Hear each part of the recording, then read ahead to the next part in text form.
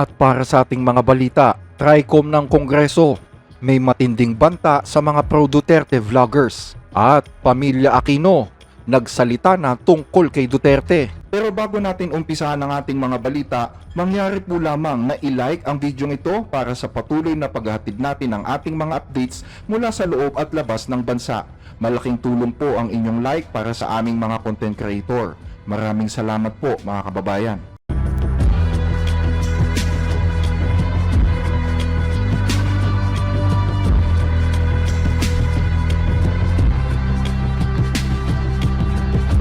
Kahapon ay binalaan ng ilang mga kongresista ang mga pro-Duterte vloggers na huwag atakihin ang House Tri Committee o sino man sa mga miyembro nito.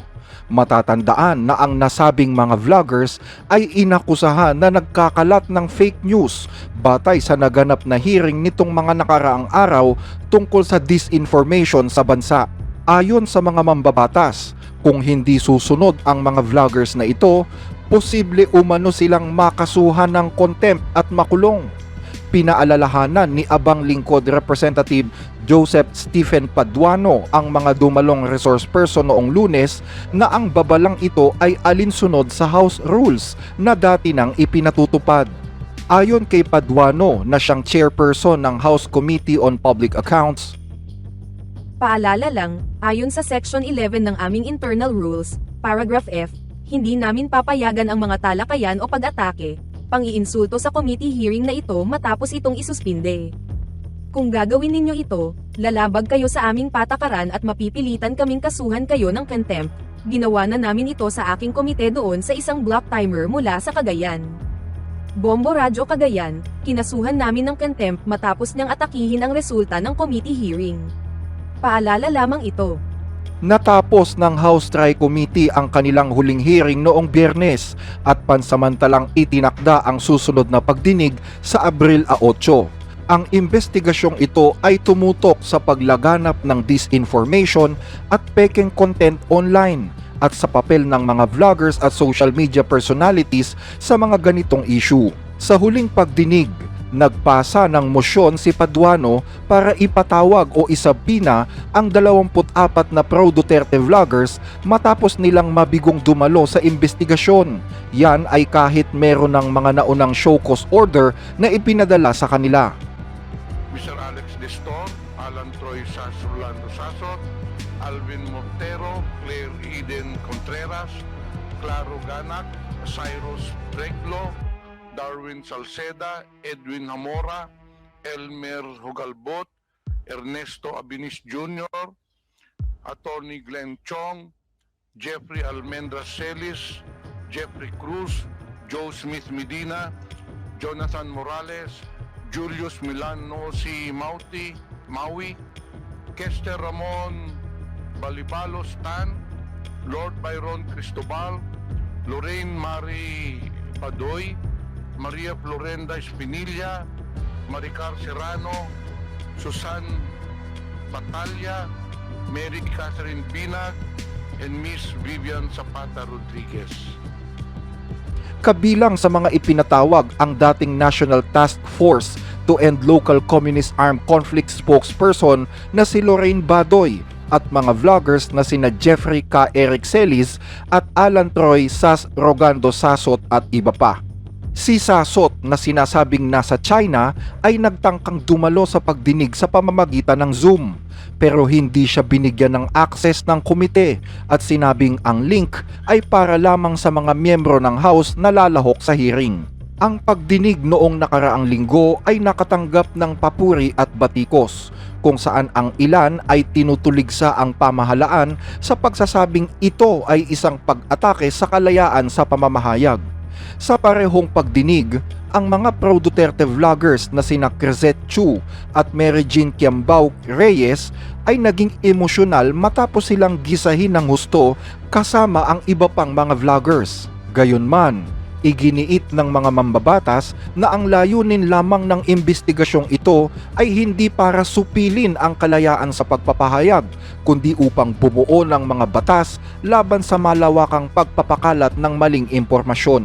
Sinimulan ng komite ang investigasyon noong February 4 para matugunan ang lumalalang banta ng disinformation at manipulasyon ng content online.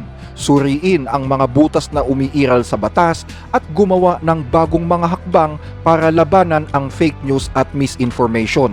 Maging ang mga mambabatas ay nagreklamo rin dahil naging target daw sila ng fake news propagators at troll farms at naniniwalang nagsimula ang lahat dahil sa investigasyon ng House Quad Committee sa drug war ng dating administrasyon at ng criminal activities ng Philippine Offshore Gaming Operators or POGO. Nauna nang sinabi ni Panel Chair Dan Fernandez na maaaring may mga POGO boss na nagpopondo sa mga trolls na ito para atakihin, siraan at hadlangan ang kasalukuyang investigasyon sa iligal na industriya ng POGO. Sa ibang balita, Pamilya Aquino nagsalita na tungkol kay Duterte. Mariing pinabulaanan ng pamilya ng pinaslang na Senador Ninoy Aquino ang paghahambing ni Vice President Sara Duterte sa kanyang ama at dating Senador Ninoy Aquino na kilala bilang simbolo ng people power. Iginiit ng pamilya Aquino na magkaiba ang dalawa at hindi maaaring ipantay sa isa't isa. Kilala si Sara Duterte sa kanyang pagiging tahimik sa tuwing ginugunita ang mga okasyon na may kaugnayan kay Aquino at sa People Power Movement, tulad na lang ng anibersaryo ng EDSA Revolution. Pero kamakailan, binanggit niya si Aquino matapos arestuhin at sumuko ni Duterte sa International Criminal Court sa The Hague. Sinabi ko din sa kanya yon pa. Sabi ko, yung kagustuhan mo na umuwi, yan din yung katapusan ng buhay mo. Magiging Ninoy Aquino Jr. ka. Sa isang post sa social media account na Ninoy and Cory Aquino Foundation, sinabi ng pamilya na Kung pag-aaralan natin ang kasaysayan, makikita natin na ibang-iba ang ginawa kay Ninoy sa pinagdadaanan ngayon ni dating Pangulong Duterte. nakisali rin sa usapan si dating Senador Laila de Lima na tinawag ang paghahambing na ito bilang isang desperadong hakbang. Sinabi ni de Lima na ang drama ni Duterte ngayon ay walang iba kundi isang desperadong pagtatangka para takasan ang kanilang pananagutan. Anya, ang hustisya ay hindi daw naaapektuhan ng drama kundi ng katotohanan lamang at batid ng kasaysayan ang pagkakaiba ng dalawa. Si Aquino ay isang matapang na kritiko ng diktaduryang martial law ni Ferdinand Marcos Sr. na ama ng kasalukuyang Pangulo Bongbong Marcos Jr. At dahil sa kanyang pagtutol sa rehimen, siya ay ipinakulong noon. Kalaunan ay mas pinili ni Ninoy na ma-exile sa Estados Unidos dahil sa kanyang problema sa kalusugan. Pero sa kabila ng matinding tensyon sa politika sa Pilipinas, nagdesisyon siya na bumalik noong 1983. Pagdating niya sa airport, pinaslang ang dating senador. Naniniwala ang marami na malayo ang sitwasyon ni Duterte sa sinapit ni Aquino. Si Duterte ay hindi kusang ipinatapon dahil siya ay inaresto ng ICC para sa mga kasong crimes against humanity. Isinuko siya ng gobyerno ng Pilipinas para harapin niya ang mga paratang ng paglabag sa karapatang pantao sa ilalim ng kanyang drug war. Bagaman maikli lamang ang naging sagot ng pamilya Aquino tungkol sa issue, ang Malacanang naman mismo sa pamamagitan ng Presidential Communication Office ay mas matapang na sumagot tungkol sa paghahambing na ito. Sa isang media briefing, sinabi ni Palace Press Officer Claire Castro na si Duterte mismo ang naghambing sa sarili niya kay Adolf Hitler na dating diktador ng Nazi Germany. So, napakalayo pong ipakumpara ang sarili o ikumpara ang dating Pangulong Duterte kay Ninoy Aquino na hindi nagkaroon ng anumang record ng mass murder or crimes against humanity.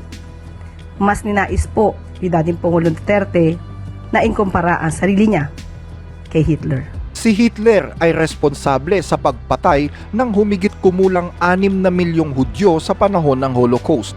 Noong 2016, naging kontrobersyal ang pahayag ni Duterte nang ihambing niya ang sarili niya kay Hitler at sabihin na handa siyang pumatay ng 3 milyong adik sa droga.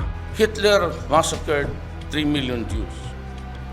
Now, there is 3 million, there's a 3 million drug addicts. There are. I'd be happy to slaughter them. Kaugnay pa rin ng balitang ito, hinamon din ni Claire Castro si Vice President Sara Duterte tungkol sa panawagan ng mga taga-suporta ni dating Pangulong Rodrigo Duterte na magbitiw na si Pangulong Bongbong Marcos sa pwesto.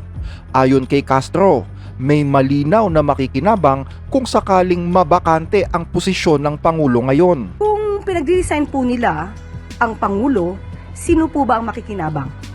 Kahit sabihin po ni VP Sara o kayo nagsabi niyan, siya pa rin po ang makikinabang. Sa isang pro-Duterte protest sa The Hague noong linggo, kinwestiyon ni Vice President Duterte ang kakayahan ni Marcos na pamunuan ang bansa. Sa naturang pagtitipon, sumigaw ang mga taga-suporta ng Marcos resign at sinagot ito ni Duterte ng kayo ang nagsabi niyan, hindi ako. Dagdag pa ni Sara, Kaya hindi lang naman natin pwede sabihin Marcos resign. Bakit ba kailangan resign? Dahil hindi mo pinapakita sa taong bayan na maayos kang mag-isip at kaya mo ang mamuno. bilang tugon, muling kinwestiyon ni Castro ang kakayahan ni Sara Duterte na mamuno sa bansa. Hindi po mas kakayanin ng isang tao na mamuno na maraming inililihim, maraming itinatago at hindi nagpapakita ng anumang dokumento, more particularly about the funds. Malinaw na tinutukoy ni Castro dito ang tungkol sa kontrobersyal na confidential funds ng Vice President. Ayon naman sa isa sa mga abogado ng mga biktima ng giyera kontra droga, maaari daw na maging mas maikli ang paglilitis laban kay dating Pangulong Rodrigo Duterte sa International Criminal Court. Sa isang panayam sa Storycon ng One News, sinabi ni Attorney Joel Butuyan, Pangulo ng Center for International Law, na ang mga nakaraang kaso sa ICC ay binubuo ng maraming kaso sa iisang akusado lamang. Pero sa kaso ng dating Pangulong Rodrigo Duterte, ito ay iisa lamang, ang crime against humanity. Dagdag pa niya, kung sa ibang kaso ay mahirap iugnay ang akusado sa mga krimen na nangyari, iba naman ang sitwasyon kay Duterte. Naniniwala kasi ang abogado na maraming beses na inamin ni Duterte ang EJK noong kanyang termino sa pagkapangulo, kaya mas mapapadalian niya ang paglilitis sa aspeto ng ebidensya. Hanggang dito ang ating mga balita. Muli ay maraming salamat po sa inyong pakikinig.